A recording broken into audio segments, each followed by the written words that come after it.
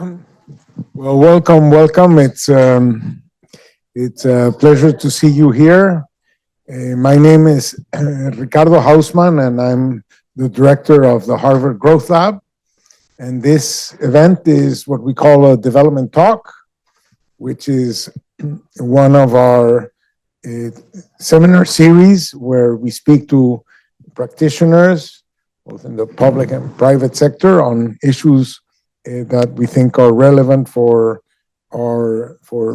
growth and development challenges. This one in particular is co-sponsored with Center for Public Leadership. And so it's my great pleasure and honor to present to you Howard Wolk, who's the co-CEO of the Cross Country Group.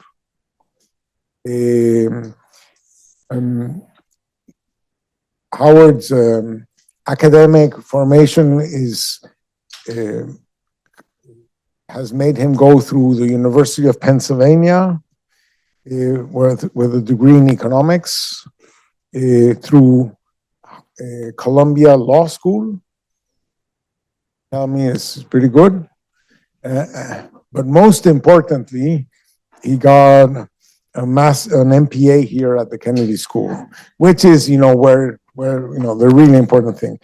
He worked at the White House during President Clinton's time, and he has been involved in investment for many years, and in that process, he's come to interact on the issue of entrepreneurship. And he most recently published a really interesting book called Launchpad Republic. You see it there, transformed by Yariv Gabay into a transformed presentation. Yeah? That he took stuff that is inspired by my website, I guess. So today we will be talking about issues of innovation. The session will be moderated by Yariv Gabay, who's a mid-career here at the Kennedy School, who comes from the Israeli government with a particular experience in procurement, and with many interesting ideas in procurement, of which we had the opportunity to write something together. He might tell you about it, and procurement that Yariv has used in Israel to promote innovation. So, and Yariv is a Wolk fellow. So we thank you for bringing us to here. I thank you personally because now I know about procurement more than I did before. Well, and More than you wanted to. And I think we put a new twist on speaker fees, by the way. Good. Thank you. So, Yariv. Thank you, Professor Hausman, for the introductions and for hosting us here with the Growth Lab. Before we begin, I want to thank Secretary Fox, Professor Mandel, Professor Fagan for being us today, and to my many MCMPAs. You are all the wind beneath my wings. Howard, thank you for making time for us and joining for this conversation. As you know me, I'm not a buzzword person. There is a set of words that you always need to say when you are a part of a conversation these days. It used to be disruption, then it moved to robust, and now it's AI, machine learning, and so on. But innovation and entrepreneurship did not lose its touch. Although we are here to speak about innovation today and about your book, Launchpad Republic, a lot of my classmates have asked me to hear about your journey first. You're an HKS alumni, an entrepreneur, and a businessman, and are involved in many nonprofits. Please, let's start with you telling us about your background and your career. Sure. Thank you. So pretty simple. I grew up in Lexington, right outside of Cambridge. Used to be Farms, what it was called. Went to Penn. At Penn, I went to go to Wharton. I was a finance major, and I thought I wanted to be an investment banker. A lot of people who want to be investment bankers. But when I was there, I also got a degree at the college in intellectual history. Very fascinating. A lot of economic thought, a lot of political thought. Really struck a very important. Took a year, traveled around law school, loved the law, loved constitutional law.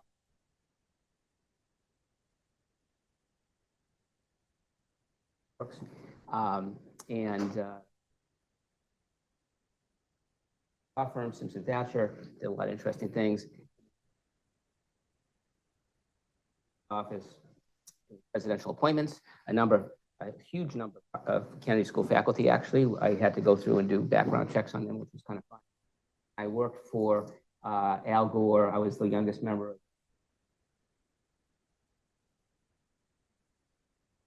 29, I got to fly around the country and work on a very small team working on the Treasury. Justice Department, two really good, because the goal there was to come up with ways to cost less. A little bit of a dose of what it was like to try to come up with recommendations and then have to meld that with the political realities in terms of not get through because of the politics around it. So that was kind of my background in government. Then I came back and worked with my father and my mother. Mother came because I told her I was speaking at Harvard. She didn't believe me. She wanted to see with her own 2 eyes. So she and in a family business, which I'll talk about for a second. I am an entrepreneur, and we started 6 or 8 companies. But really, I'm a nepo entrepreneur, if to be honest, because I started when I first came. I came and I went to work with my father and my brother, my mother, my uncle, cousins, and my dad's journey was very interesting and also very instructive to me because my dad, started with nothing. He had a mattress store. He had sold women's shoes. He was an insurance agent, and then he started a motor club, kind of like AAA. In fact, his office was right here in Harvard Square on the 2nd floor above a tailor shop, and he had his agency there, insurance agency, and he started a motor club like AAA. Why? I really don't know, but I think he felt that being an insurance agent, he always knew that insurance agents were looking for other things to sell, so he started to sell motor club memberships. And he started through insurance agents, and then he started through some auto dealers, and then he got connected with people in the auto industry who were distributorships, and then eventually the automotive OEMs, and then eventually the insurance companies themselves. And from that, he built what's now a very, very successful business, but at the time just continued to grow, doing white label, private label motor clubs, and then eventually just pure roadside assistance programs that were sold into the car companies and the insurance companies. And if you watch a sports game on any weekend, you'll see ads for Ford or Liberty Mutual or Progressive or State Farm, and they often offer roadside assistance as a benefit, which had a lot of value for consumers. So that taught me a lot too, just watching the way an entrepreneur creates, in the economics world, supply creates its own demand and entrepreneurs create change. I really witnessed how he built this market by continuing to find ways to couple the offering from a motor club membership into just a roadside assistance benefit, or sell it into different distribution channels, or figure out in the business world, oftentimes the enemy of my enemy is my friend. And so there's always, an opportunity to find something and find an opportunity to go against bigger players. So I really felt that I saw what now in the book was encapsulated in the idea of upstarts against incumbents. When he started, AAA had 40 million members and he had none. Now AAA has 50 million members and we have 120 million, but they're not members. They're different business model, but so AAA is still doing well. We found and built and grew an entirely different market. So in terms of my own career, I came back. My brother had come back. He'd gone to the business school. We both worked in New York, and we had this platform. And my dad was continuing go, happy to spend and grow and try new things. And there are a few things that he did that was important, aside from understanding how to sell into corporate markets and create value and entrepreneurial value. He was not afraid to invest ahead of the curve in technology. So in the mid-90s, teleservices and the call center was the big technology. Right before the internet, there was this boom of all these companies wanted to figure out how to get more efficient, and they needed to get access to this new technology of the call center and customer service. So we invested ahead of the curve. We were a leader in telecommunications, and we had companies coming to us from all different industries to help them figure out how to take advantage and deploy this new technology. And we embarked on creating several businesses really around specific niches that would use this technology to help big companies get better, more efficient, leverage the technology, sort of apply technology. So we had a business in workers' compensation claims management. We bought a company that did home-related services that was sort of comparable to our roadside. We created a general call center business that had operations around the country doing big contact centers with hundreds of employees or thousands of employees. All these things in sort of a 10-year period. And then eventually from that was the internet. Same kind of thing. We used internet technologies to help create value as entrepreneurs and figuring out where the market niche was. Then we had a telematics company like OnStar, because that was a big thing. We bought a company like that, so we invested in telematics. We did a lot with smartphone, and now, with AI, that's probably the next frontier. But I know it's about the journey, but ultimately that journey was very, very impactful in me thinking about entrepreneurs and entrepreneurial value creation and upstarts versus incumbents along the way. So being Israeli, I have to go off script. So when we met, I told you, the first time we met, I told you, I know that you wrote a book. And you said, yeah. And I said, okay, so can I have it? And you said, okay. And you gave it to me, but you said you don't have to read it. And I said, I don't care. I'm going to read it. And I did. So let's talk about the book. What motivated you and how did you get around to writing it? And what is the main observation or argument? Sure. So give my background. There were 3 or 4 strands of things that kind of came together in the book. So first I saw my dad and I helped participate in the growth of entrepreneurial businesses. So that was one set of things. Second, having studied some economics, I generally felt that the economics literature and profession and teaching didn't give enough emphasis on entrepreneurship. Now, that's changed a lot. In fact, the Nobel Prize winners in economics over the last several years have all done a lot around entrepreneurship, and that's become increasingly important. And you had Schumpeter and things like that, and Adam Smith sort of, some of that related to entrepreneurship. But I felt in general, the economics world didn't quite, they appreciated entrepreneurship, but that was one strand that was sort of there. In law school, I loved constitutional law. And when you're in law school, the cases are mostly around, how does the government operate, the separation of powers, the 3 branches of government, federalism, individual rights, the Bill of Rights, and things like that. And it's interesting, but most of the work around it is that. But for me, when I read these cases, every one of the major cases were all about upstarts challenging incumbents. And they didn't say it that way, it didn't seem that way, but it was really, how does this system work so that time and again, we can invest, build businesses, they can get to scale, they can protect their property rights, but they can't get overboard. And then entrepreneurs come in. So, early cases, 1824 or something, there was a big case about the railroad monopoly, the ferry monopoly.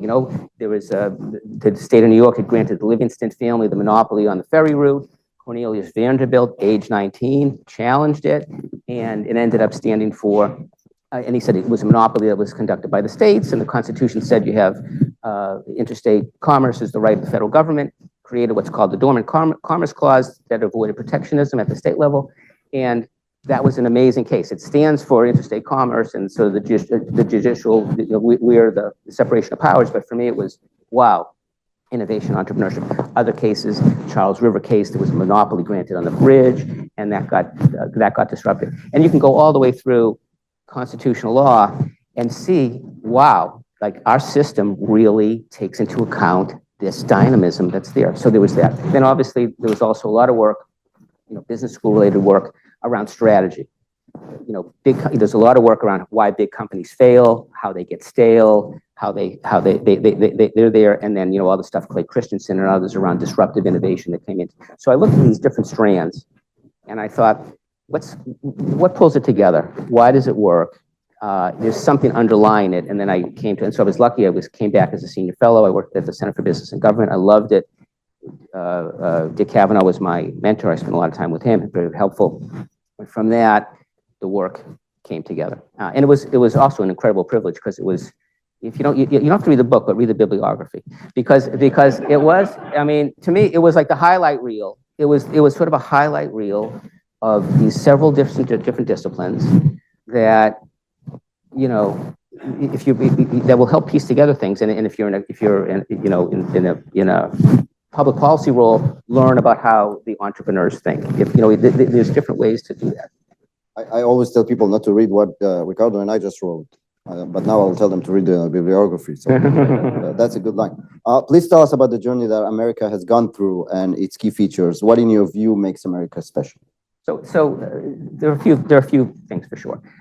Certainly, first and foremost, it is the government system. The separation of powers. It's a free country. I can do what I want. That's kind of something you grow up with here.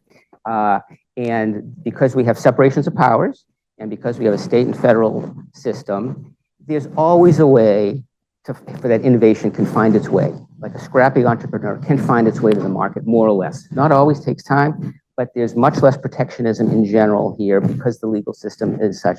Closely related to that is the Bill of Rights and free speech, and this commercial speech now was brought under the First Amendment protections. So there is other related rights, and there was a lot of work around corporations who got rights in the 19th century, for good or bad. But there is a sense of fair play, rule of law, and to me, more than rule of law, sort of the right to compete. That's an undergirding here that we have that's not fully appreciated, and it's not really articulated as the right to compete, but it sort of shows itself up. We're a democratic society, and we're a consumer-oriented society, also for better or worse. But people want their stuff. People want their choice. People, when you look at things like there was a debate a few years ago about Uber coming into the taxi cab market. Taxi cab, they had the right. They bought the medallions. They want to protect themselves. Well, and that's consumers want a better service, and you can only do that so far in the United States. You can only protect yourself so far in the United States because that's the way the consumers are used to it. And in democracy, they have a voice. That's pretty important. So those are really the building blocks, and I really felt the link between the political system and the entrepreneurial system was no accident. I mean, certainly, Wealth of Nations was written the same year as the Declaration of Independence, and it's not an entire coincidence. And when you go through all the way up to present day, the political system really enables entrepreneurship. And then I would also add, if I may, we have, related to this, we have higher churn rates of companies than most other places in the world. And that's a good thing. I mean, first of all, it leads to changes in political power too, because the new wealth, you have more entrepreneurs now in Congress. Every generation of entrepreneurs end up becoming wealthy and get into politics. There's a renewal there, but we have higher churn rates than other places in the world, and that's really not a bad thing. I mean, that keeps things fresh, and as a sense of renewal and dynamism that is different, and it's really related to that. We'll talk about it. We are here as a part of the Growth Lab, and many other countries try to foster entrepreneurship and innovation. How and why America is different in many aspects, more successful? Well, I think there's that for sure. With the political stuff, the finance and capital markets are also a really important thing, and that also comes back in many ways to the legal system, because even going back to the early days, we had contract law, which sounds mundane, but the truth is contract law allowed private individuals to make agreements that wasn't subject to the government. We didn't have a government administrator. We have a common law system. We don't have an administrative law system that sort of manifests itself.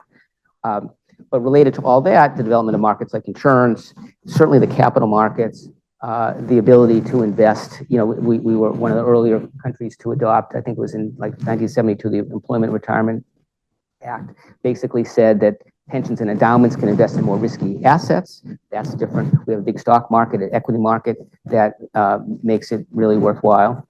And so it's a great place with the capital there, it's a great place to invest. It's going to be, it's not going to get taken away from you. You can compete.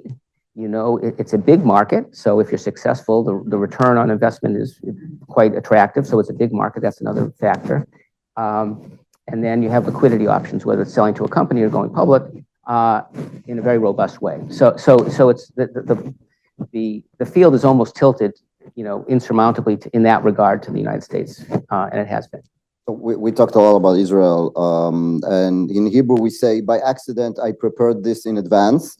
And as my friends and professor here know, I'm very impatient. So I wanted to show you my excuse. As someone who has spent over 30 years in Israel's innovation ecosystem, as the former chief scientist, as a venture capital investor, and now as CEO of Startup Nation Central, I've had a front row seat to what truly sets Israeli innovation apart. Throughout my journey, I've witnessed the various ingredients of successful innovation ecosystems. I found that for Israel, it is the cultural element, which is the most significant and makes all the difference. It's what we call impatient innovation, a mindset of boldness, audacity, and relentless optimism. A refusal to wait for certainty before springing into action. You see, Israel never had the luxury of time, security, or resources. We innovated out of necessity to overcome challenges like water scarcity, food insecurity, and existential threats. This instilled in us a culture of questioning norms and disregarding formal protocols. Israelis are not afraid to challenge hierarchies. Only good ideas matter, fueled by brash confidence. It's why the world's top companies like Intel, Google, and NVIDIA have opened massive R&D centers here to be part of this lightning-paced action that takes the world out of the box and into the future. I've seen how Israel's bold and impatient innovators help tackle the world's most pressing challenges. So I invite you, whether you're an investor, corporation, or an entrepreneur, to experience Israel's unparalleled impatient innovation firsthand. Because innovation is best when shared. As for impatience, most of the people here experience me, so that's okay. As you know, Professor Hausman and I just published a piece about how governments can promote innovation through public procurement. You wrote a lot about Schumpeter, and we talked about it a little bit right now, about creative destruction theory and its application in US history. And Schumpeter himself changed his mind about the role of government. Where do you find yourself in that scale of government intervention in the private market in order to promote innovation? Wait a second, can I just comment on the video for a second? Because first of all, I do believe cultural is an enormous factor. And, you know, if you go back to Tocqueville, you know, writing about the first 30 or 40 years in America, and it was a race to get ahead, and so we have that cultural attribute is incredibly important, as you mentioned. And then one thing about Israel, and I mentioned that in the book, I love Startup Nation, and it does talk about the challenging nature of in Israeli society, which I think is similar to what I kind of argued. But Israel has it easy in the sense that, and it's got hard in a lot of ways, but it's got it easy in this because they export innovation. So they don't have the same issue that we have here in terms of domestic politics and whose ox gets gored by innovation. They can invest, they can grow, they may disrupt their own companies, but that's not a big force. What really happens, they can send it out and they don't have to deal with the political ramifications. Whereas here, it's an internal combustion engine. You know, we're doing our thing and we're allowing it to happen, and we're able to do that. And that takes a lot. And that's why I go back to the legal system. In terms of Schumpeter and basically whether or not the great innovation comes from the Untermeister, there's a German word, the super entrepreneur, the individual, or whether it comes from government, big corporations, and whether innovation is going to happen from them. And I think everybody would probably say it's a little bit of both. For me, it's the dynamism between the two that really is the magic. And I can say this as operating a company. I have a company it's not a huge company, it's a sizable company. And, you know, we have a good market share, but we have a couple upstarts. We call them ankle biters. They're going after our space, and they make us better. I hate to admit it. I wouldn't say this outside the room, but those of you at home, delete this Zoom. But they make us better. Good competition. Good competition and demanding clients. Hate them, love them. They both make you better, and there's no escape around it. And so I do think this dynamism between big companies and small are there. The other thing that was interesting with Schumpeter and around creative destruction is there's another book that actually I read that Dick Kavanaugh had recommended, and it was written by another Austrian, Peter Drucker, who was the great corporate strategist, and it's called Innovation and Entrepreneurship. And it basically, I said there are 7 or 8 different discontinuities in the market, and there are 4 entrepreneurial strategies. And I read it, and it resonated with me because companies always, good strategy for a big corporation means knowing what not to do. Focus, you know your capabilities, you know what you're going after, and there's always 10 or 15 things that go by the by. That's fuel for entrepreneurial opportunity. And so keeping big companies effective is the flip side of having an entrepreneurial economy. So in terms, I didn't answer your question about government. Do you want me to? Most entrepreneurs will say will be pretty libertarian in their view. And having worked for a small time with the Reinventing Government Commission, I could see getting politics involved in business is it's a hard thing to get right. And there's a number of really good books that sort of talk that through. But I think for me, it's sort of a hierarchy, and I'm sure it's been written about. I know Dr. Hausman, others write about the ecosystems. But the property rights are important to me. Like, get the property rights right, get the rule of law and the competitive things right, get the regulations, limited as best you can do that. Have a good trained workforce, that makes a big difference. Have the infrastructure, that makes a big difference. That takes you a long way, and that's not that easy to do in many cases. So I think if government does that, that goes most of the way. But government makes a huge difference on plenty of other things. And I read your article on procurement. I mean, I think being smart in procurement makes a big difference. Delta Airlines was an airmail carrier for the U.S. Post Office. I mean, that made the big difference. DARPA. I mean, there are a lot of places where in the United States, certainly government has supercharged things. Many cases of that. So I think government's obviously pretty critical. It's hard to get entrepreneurial innovation right from the government's perspective because things move so quickly. Maybe Professor Hausman will talk about that a little bit afterwards. But let's move a little bit to other places. So we've been having an interesting debate between ourselves these past months about China, in particular, and about non-democratic nations in general. Husseini from my cohort was at awe of China's accomplishments in tech. What differs in your view between democratic nations and non-democratic nations' abilities to promote innovation, and who has the upper hand? Yeah. Well, I will tell you the anecdote because I do have some experience in China. In 2005, I went to China because there was an article in the New York Times saying that China, the personal passenger vehicle was relatively new. It was only allowed, I think, in 2003. And there was this emergence of car clubs and motor clubs in China. So I went to China, and I met 5 or 8 entrepreneurs who already were starting motor clubs in China. And we ended up finding one in particular that seemed capable, and we invested. The other side of the world, we invested in the largest auto club in China. And it was interesting. The guy who founded it was very politically connected. He was been president at Peking University during Tiananmen. There was rumors his uncle was this. And there was a lot of he was insider. He created though the entrepreneurial energy was incredible. He created this massive auto club with over 2 million members selling auto insurance in 18 months. I never saw anything like it. It was incredible how quickly he was able to get that done. And he had a lot of open doors, and the government sort of helped him in things. Then what happened was he changed his mind. He said, well, that's not going to be big enough for me. I want to get into the rental car business. And I was sitting here in Boston. I said, well, we're not a huge investor. I said, you get into an entirely different business, entirely capital intensive. What are you doing? He said, no, I want to do it. I said, all right, well, the board will approve you to buy 200 cars. Well, he ended up getting the solo rights to the Beijing airport. He opened 40 places in the course of another 12 months. He ran out of money, which was a different issue. And he ended up, but the bottom line is it's the largest rental car company in China. It's huge. Now, for me as an investor, he called us one day and he said, listen, nice to work with you. I want to buy back I'll give you your money back. This was after he created the largest rental car company in China. And I said, well, wait a second. What do you mean you're going to give me my money back? So we ended up, I had another partner who was a little more politically connected because I had no choice. I had nothing. What am I going to say? What am I going to do? I had no choice. So we sold our interest back. We got a little bit back. We sold it back when it ended up being 10 cents on the dollar because it was worth far more.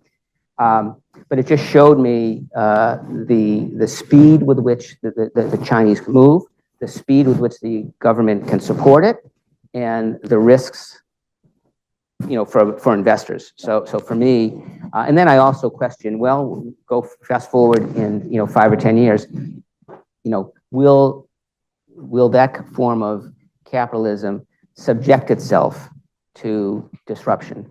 That I don't know. To what degree will there be cronyism? To what degree, that's the big question. Now, when I was finishing the book, I have an optimistic Western view. Of course not. That ultimately disruptions were going to win, and authoritarian governments and authoritarian capitalism doesn't work. But I could be wrong. I mean, I seem like I may be wrong in many cases. We'll have to talk about that later. We don't have a lot of time, but I do have a question which is important to me. So one of the topics I found fascinating in your book is the subject of large firms buying startups. This way of vertical expansion is incentivizing innovation from one hand, since entrepreneurs want to be bought, but from the other, it preserves the current state of the market, assisting reigning big monopolies or oligopolies to stay in power. I would very much be interested in hearing your thoughts about it. I understand the impulse that nobody likes a big, powerful company. I get that, and I think that's important, and we can't allow them to compete unduly. But I think allowing big companies to buy small companies makes a lot of sense. First, if you're an entrepreneur, you want to be exit strategies. If you're a venture capitalist, you want exit strategies. So it works in terms of attracting capital if they know they can start something and sell it to a big company. And you shut that off, you're going to shut off a lot of the rationale for investors, for building companies. Second, in terms of commercializing innovation, it's actually a very effective way to commercialize innovation. Think about the pharmaceutical industry. We wouldn't want to say big pharma can't buy the latest biotech, because you want cancer drugs out and around as fast as possible, scaled, manufactured, distributed. So there's a lot of consumer good that comes from that. And then finally, while I want to challenge big companies, I don't think it benefits to have them not allow. You want big companies to move and be nimble.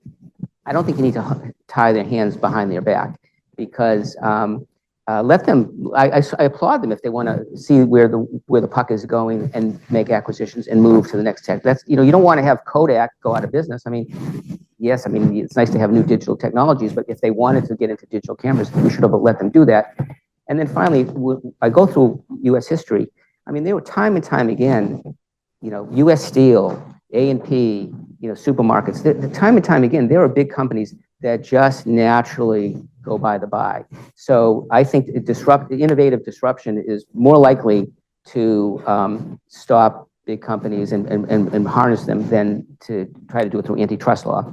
And there was, and we do have the big schism in antitrust law with Robert Bork and the Bork, consumer benefit, or are you protecting other competitors? And I think ultimately, I tend to believe that the consumer will give the consumer choice, and they'll figure it out, and you don't have to play too much. Collusion's one thing, but in terms of trying to over manage evolutions of enterprises, I don't think we have to do that.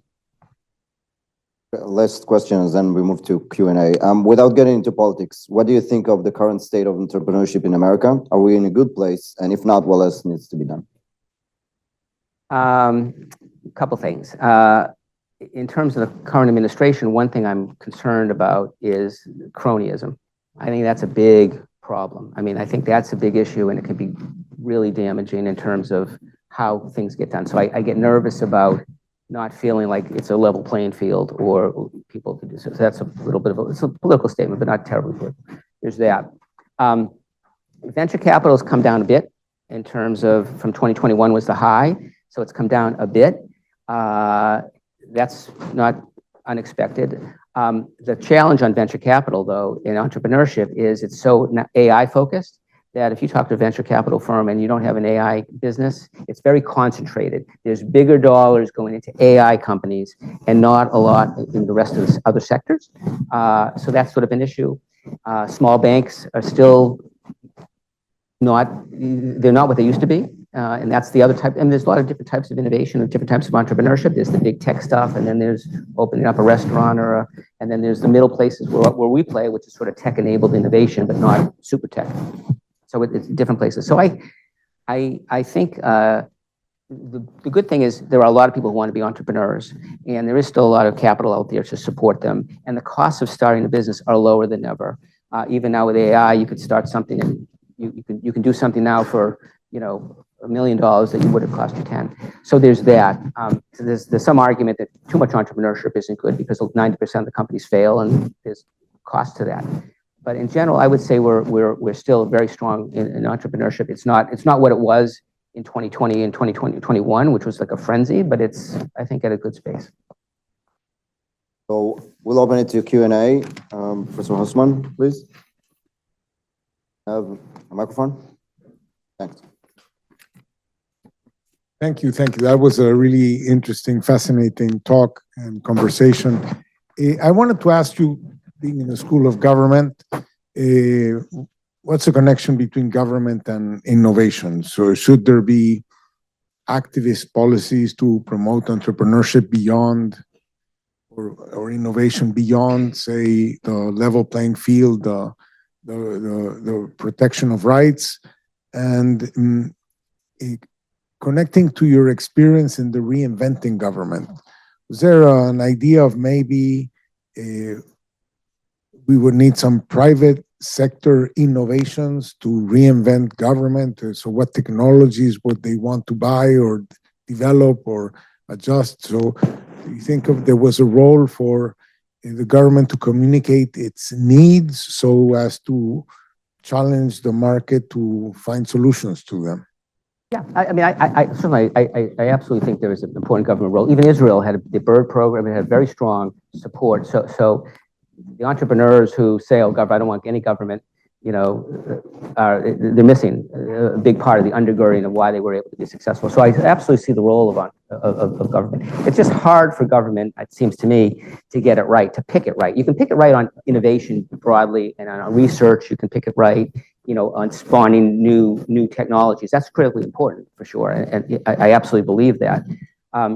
In terms of actually marrying that to find the right entrepreneurial way to solve it, that's harder to do. I mean, you could talk to big companies and maybe they could tell you what they need.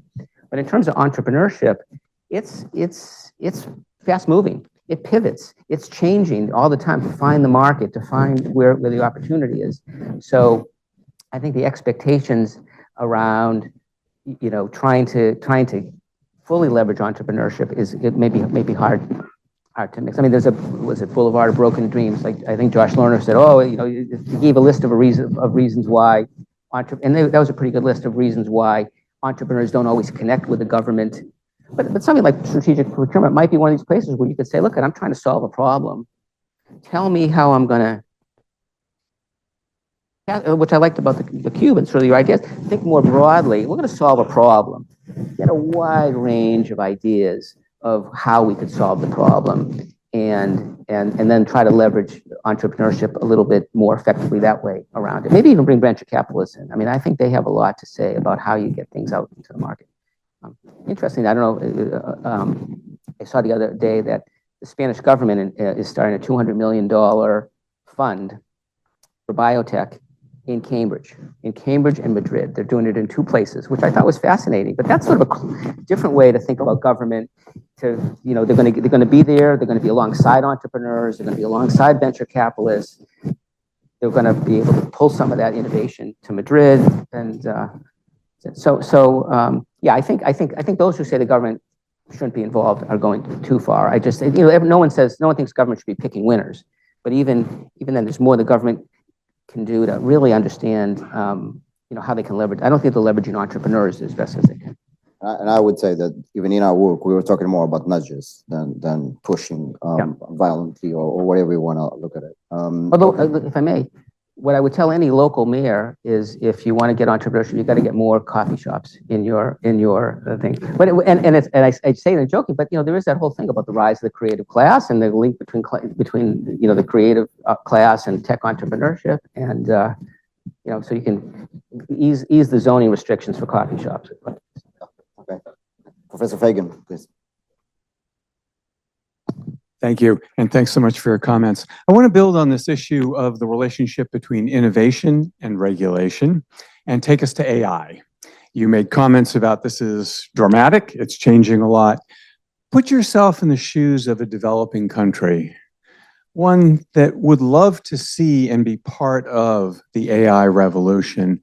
How should they be thinking about the role of regulation of AI and the role of government in the development of AI? A hard question for me. I mean, I think about these countries that have their tax havens. So what I initially think is, okay, are countries going to be AI havens where they're going to have no regulation at all? And that would make me super nervous, actually. In fact, when I was living in London, I went to something that Joe Lonsdale spoke at, who's done a lot of AI and other kinds of investing, and he had said that he thought UK made the right decision about Brexit because they could have a more lenient regime in England than the rest of the EU. But it's such a potentially perilous technology that I do wonder that you could have havens of AI, uncontrolled AI that could be problematic. But I have to think more about that. Thank you. First of all, I just want to thank you for writing the book. I feel like it really filled a gap in the literature. And I actually know that Avi Hassan, who we saw on the TV screen a little while ago, he's writing a similar book on how that happened in Israel. So you beat him to it. And so I guess my question is what you think about what some scholars like Dan Bresnitz have talked about, how the US VC-led startup model is not appropriate in all places. For example, in Taiwan, they're much more focused on manufacturing and supply chain integration. So do you think that the Launchpad model that you discuss is relevant everywhere, or is it kind of context specific? No, I think he's right. I think the idea that says trying to create the next Silicon Valley is a fool's errand for most countries for a million reasons. And the more as I went through the history of what I tried to bring out in the book was sort of the history of entrepreneurship and exactly how hard it was for the government, for the legal system and the institutional system to support it. I mean, it was decades of continued ebb and flow to do that. So I think, Moscow wanted to do the next Silicon Valley outside of Moscow. I mean, you can put up a nice office building and you can put some infrastructure in place, but that's not going to be the next Silicon Valley. So, so I completely agree. The idea of looking at the ecosystems that you're in, looking at global, I think a lot of this points about global. What's the global context in which these places work? And some countries might be best, and their entrepreneurial efforts might be best directed in manufacturing or in supply chain or in certain things within those clusters or ecosystems, and not trying to be the next Silicon Valley, because being the next Silicon Valley is going to be hard. What probably makes sense though is really having that strategic lens about how industries compete, what that ecosystem looks like, and how that all ecosystem puts in place together, and not trying to become the next Silicon Valley, because that's hard to do. Catherine?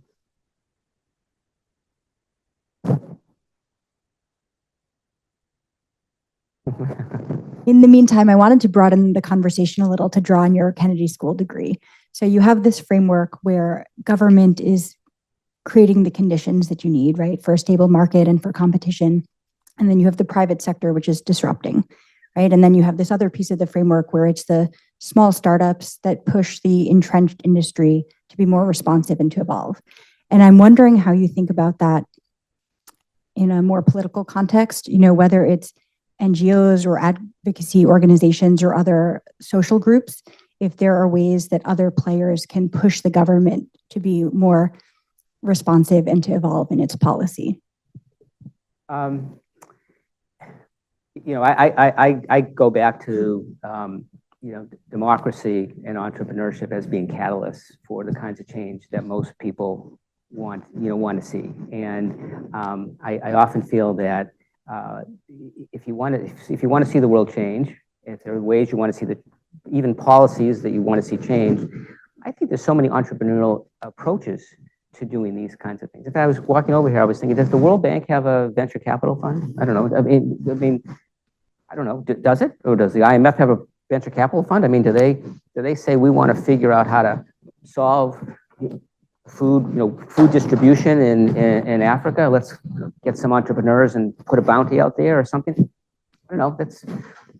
I just wonder whether there are sort of out of the box ways to be thinking of challenging the status quo and using the entrepreneurial energy, in some ways to do it. I mean, I'm not sure I quite answered the question, but I did feel that there is when I was here, it's changed because entrepreneurship has become more prominent, but I did feel like there was a lack of appreciation for exactly how powerful the entrepreneurship can be to solve public problems and public needs. And so there's still work ahead, I think, that can help bring that out. Anna? With that, I'd be kind of curious to get your take on, with the IRA, there was development of green development banks and kind of the government, I guess, becoming that de-risking or capitalization agent. Do you have any thoughts about that being a good form of government innovation? I did. I do. I thought that was good. I mean, it might have gone overboard, and there's always risks of cronyism or favored. I mean, and picking winners, all that stuff's not great. But I think the idea of trying to de-risk some of these changes, these things are important. I mean, I really do. I mean, even more recently about rare earths, you know, de-risking the bringing rare earths, you know, minerals, you know. So I think there are cases where it matters, and that's one of them where I think it was good. Might have gone overboard. Might have been too trying to do too much. But I think that's important.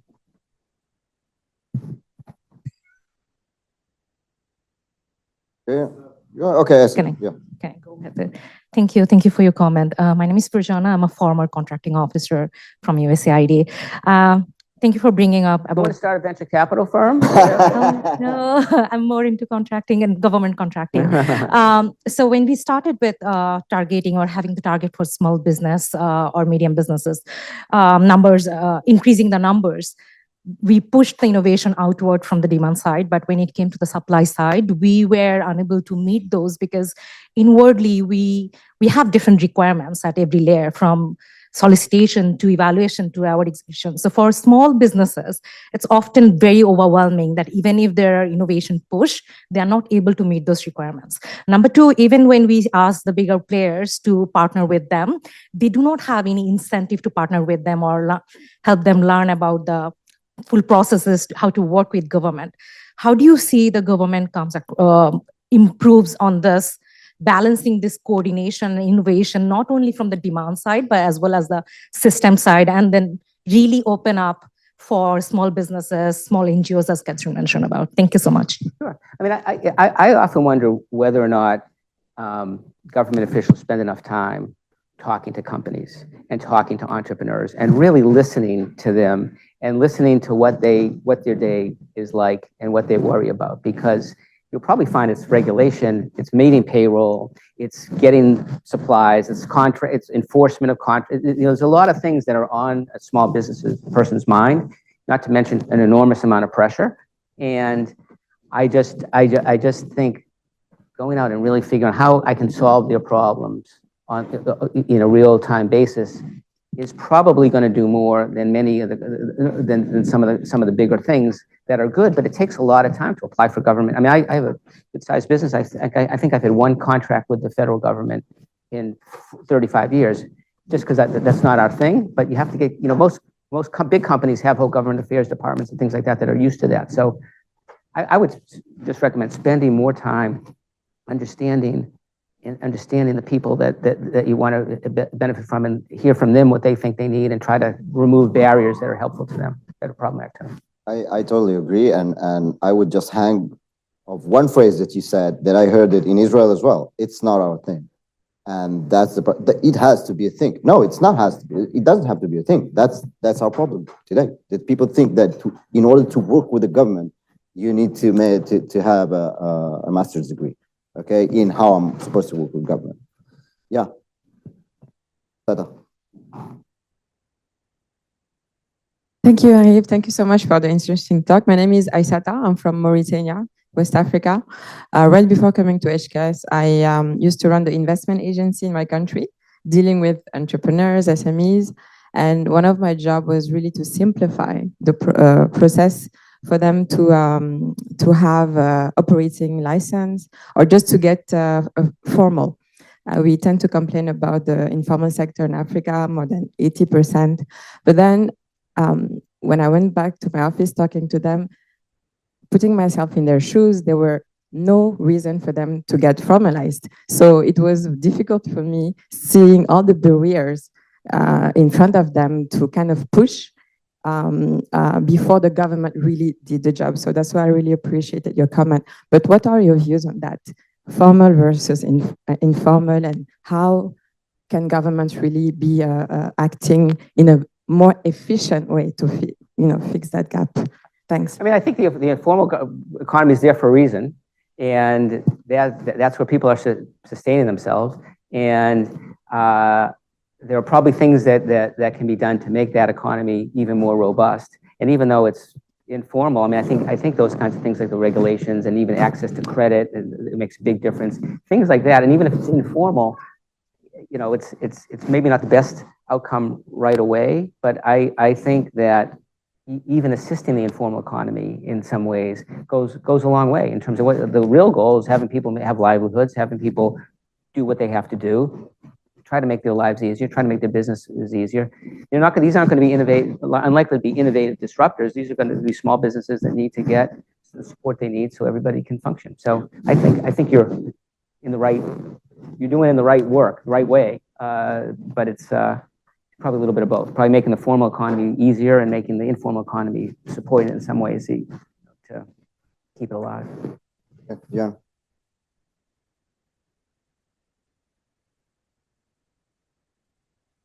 Thank you, sir. Thank you, Yariv, for putting this together.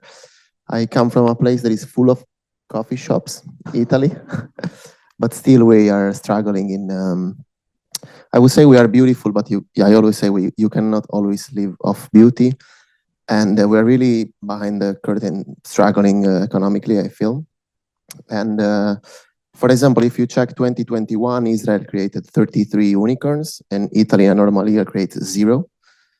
And I think making your nation a startup nation could be a secret to really, get things better. So I wanted to have your view on this and maybe pointing to bright spots and bottlenecks on how you can change things if you have a story from a country in particular.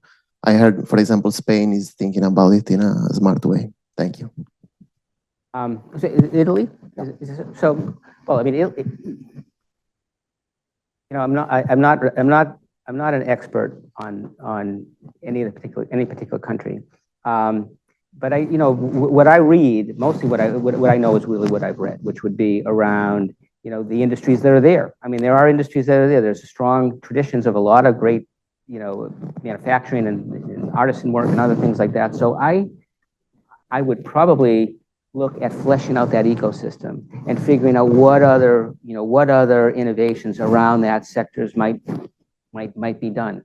What other work can be done, because any functioning business always has things as if they leave off the table. So what are the unmet areas, or what are the adjacencies that existing businesses and industries have? How can you build those out? Because again, I think trying to make a particular economy a startup nation or a Silicon Valley is a very tough thing to do. But that's where I think a lot of the things that I've read are far more knowledgeable than I am about exactly the different kinds of shades of opportunity that might be there. I wish I could tell you, but I really don't know. I would say that's exactly what the Atlas does, and you should have taken Professor Hausman's class, but you missed it. Yeah. So yeah. Last questions? Yes, Professor Mandel. From the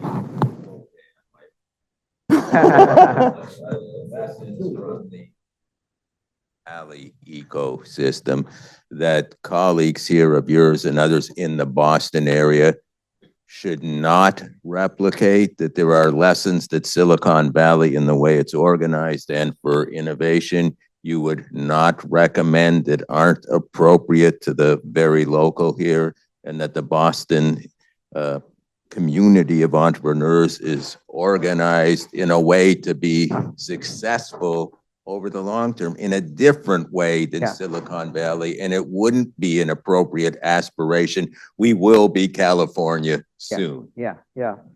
It's interesting because I remember when I was here, I read the Annalise Saxenian's book about regional economy, regional advantage, and it was the other way around, which was Boston is this hierarchical government contracting, digital equipment, hierarchy, and Silicon Valley, they would get military contracts, and then everybody would go out the back door, do LSD, And, it was a very fluid, networks constantly changing kind of world. And everybody said, well, Boston should learn from that. And so it's interesting to think about it differently. I mean, from where I sit, and I have a lot of, colleagues in the early stage venture world here in Boston, it's pretty vibrant.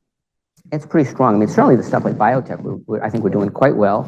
Some things on fintech, consumer, we have a pretty good consumer kind of stuff. Whoop just had a big financing. So I think we're doing pretty well. And I also think Silicon Valley's gotten a little out of hand in certain ways too. I mean, in terms of just big dollars, big dollar venture capital, big dollar.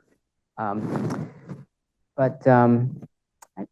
don't know. And I also do a lot of work in Austin, which is a pretty good ecosystem that's been growing. But it's a good question. I got to think about it. Last question. Going? Yeah. Oh.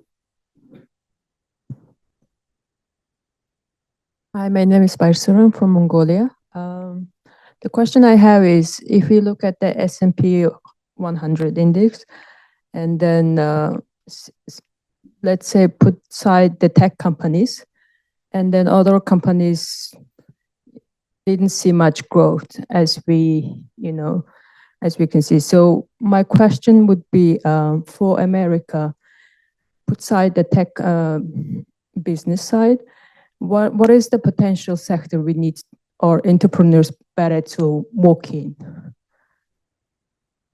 Well, it's interesting. We are in this transition around AI, as we talked about, and the truth is, corporate earnings, even outside the tech business, have been very strong because they're all leveraging AI and technologies to improve their efficiency.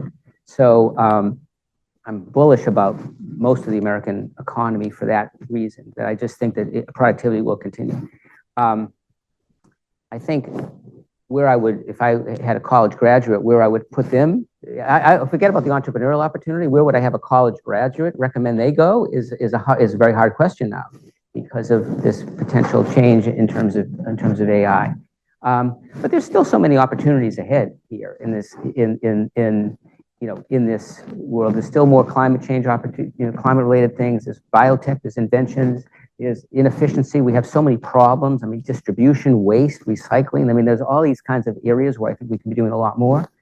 So I'm generally bullish that there's still plenty of entrepreneurial opportunity ahead.